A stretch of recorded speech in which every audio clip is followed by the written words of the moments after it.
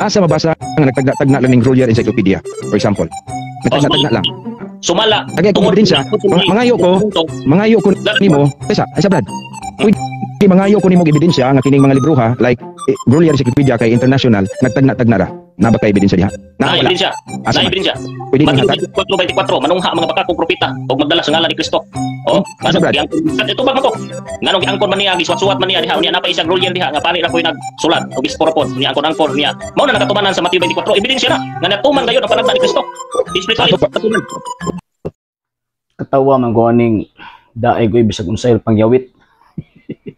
Ang gipangita ebidensya nga ang mga standard references, particularly ang Grolier Encyclopedia, mali, sayop or namakak.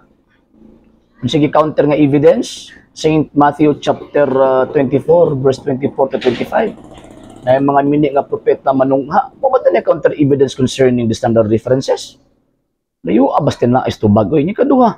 Gisurambok pud og tawag anang panabot. Ngano man kay ang gipunting din na nga moabot kanang mga tao, kanang mga pundo, kanang mga sekta nga magtudlo sa kwahi sa mga gitudlo sa tuong Ginoo nga Kristo. Ang pangutana kinsa man naulahi abot? Simbahang Katoliko ba day nga kamo man? Ang Seventh-day Adventist man mo bitaw gikaron sa kasaysayan nga kanang iglesia nga gitukod ni Kristo. Iglesia Katolika Apostolika Romana. Walay lain. O kana nag-exist from the 1st century AD. Napay alibay nila nga pare kuno ang tawag ining gasulot. Dapat i-question ninyo. Ayaw mo sige ngak-ngak sa social media, panabi-tabi nga kana pare ra may tawag ng gasulot ana. Wala mo kung sa kababuhay kusog opinion ra man ninyo. Dapat suguon ninyo ang inyohang mga banggiitan nga mga historians. Kaya posible man lang nga may mga historians. Posible man lang nga wala mo mga doctor of literature ba? Kung baga nga kabalo concerning sa pagpadayag sa gitawag og kasaysayan. Yang problema hangtod karon, pila na edad ninyo gikan mo 1863 hangtod karon wa pa gid magi-file na complaint. Wa pa magi-file na contest. Nga naman tungod kay kabalo man mo nga dili gid ninyo tumba ang kasaysayan sa Iglesia Katolika Apostolika Romana.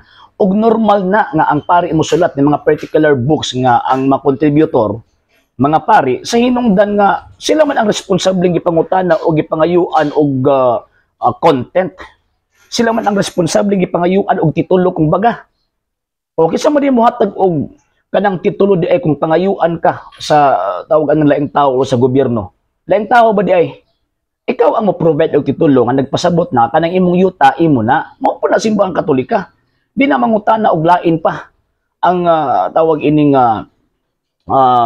mga historians pang uban. Hindi man gud na mo gawas ang mga informations manggod sa encyclopedias kung wala ang sa pa ba walay mga editors ba. Nya kana mga editors mga experts na.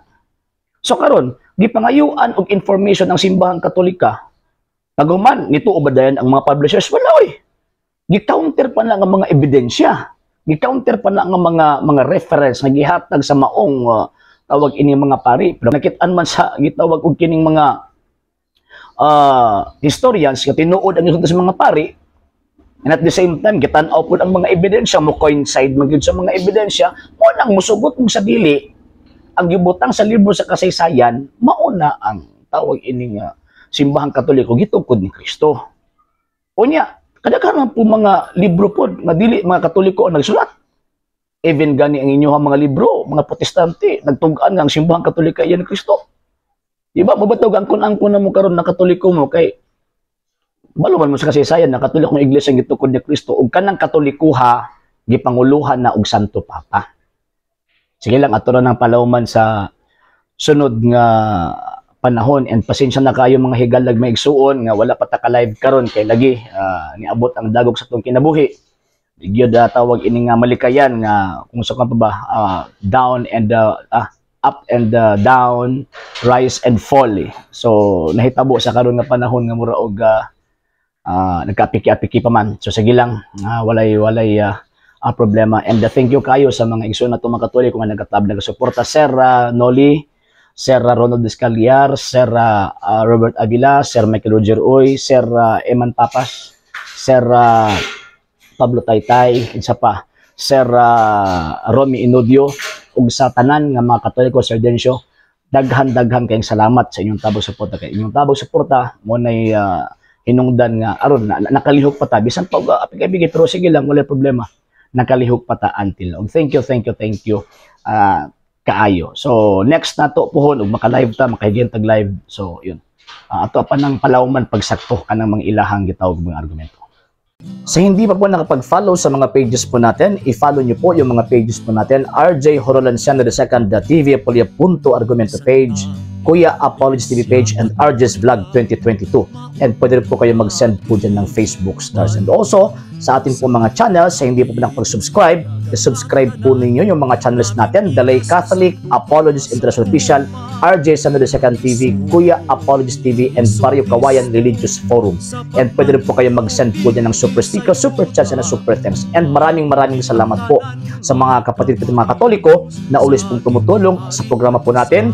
Maraming salamat po. Nang dahil po sa tulong at suporta po ninyo, ang programa po ito until now andito pa rin po sa social media. And until now din po, nangangailangan pa rin po tayo sa tulong at suporta po ninyo dahil wala po kami magagawa rito mga sir, mga ma'am, kung wala po yung tulong at suporta po ninyo. Sa gusto pong tumulong, sa gusto pong sumuporta, pwede po ninyong ipadala ang tulong at suporta po ninyo sa pamamagitan po ng ating mga account numbers dyan po sa ating pong screen. And pwede nyo po kaming i-message sa ating pong page kung via remittance po yung papadala po ninyo. Maraming salamat po in advance.